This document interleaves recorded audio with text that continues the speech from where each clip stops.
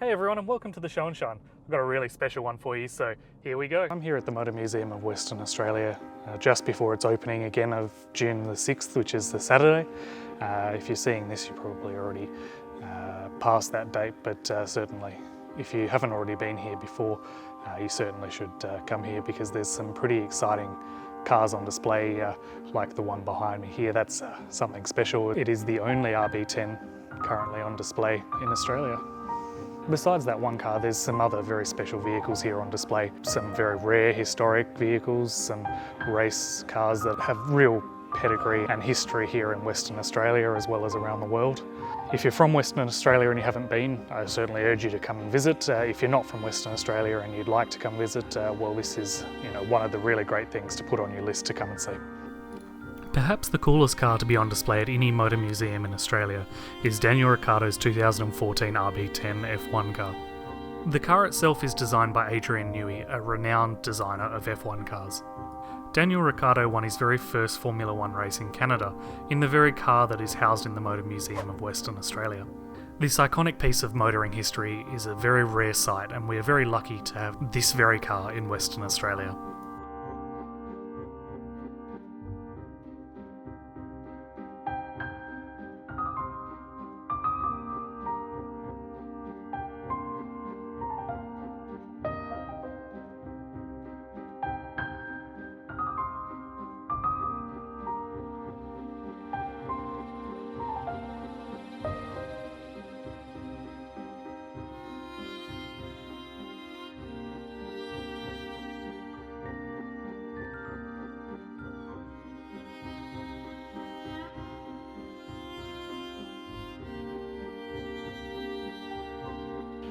Look over here to the right, this particular one, something pretty special, built right here in Western Australia by the owner of a Holden dealership.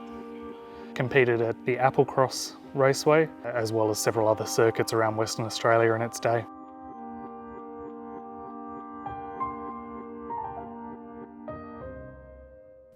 The Motor Museum also caters to a wide range of Japanese car enthusiasts. One particular example is this WRX STI 22B, which is currently on loan. It is one of only 400 ever produced.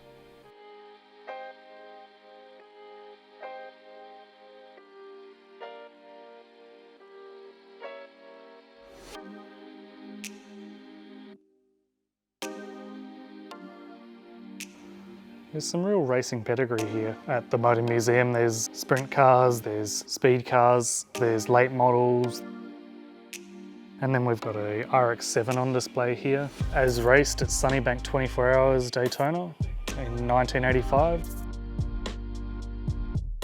As we just roll on down here through the cars lined up either side of you, there's some absolutely fantastic racing pedigree here.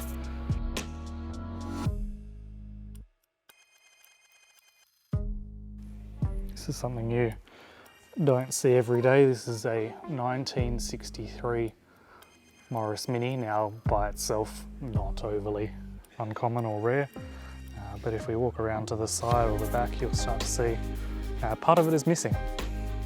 That's not something you see out and about every day.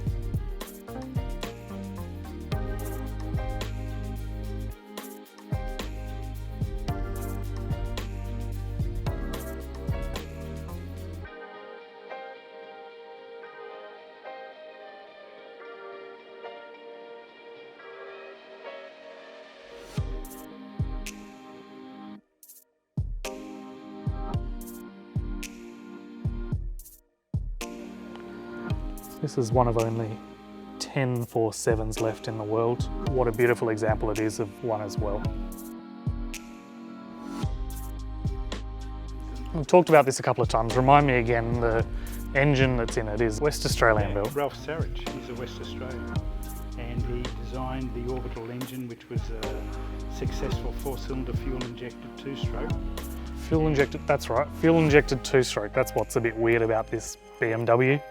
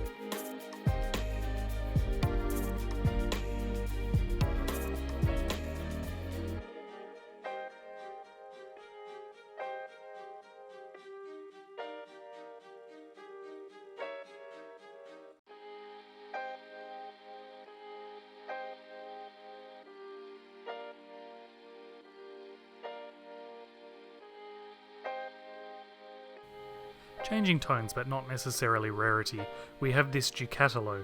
Only 15 of these were produced on the Sunshine Coast in Australia, with even fewer surviving today. The Ducatilo is a fascinating Australian sports car using the shape of an Alfa Romeo Sprint and made with Kevlar and carbon fibre components, with a mid-mounted 5-litre Walkinshaw spec Holden Commodore V8 Group A engine.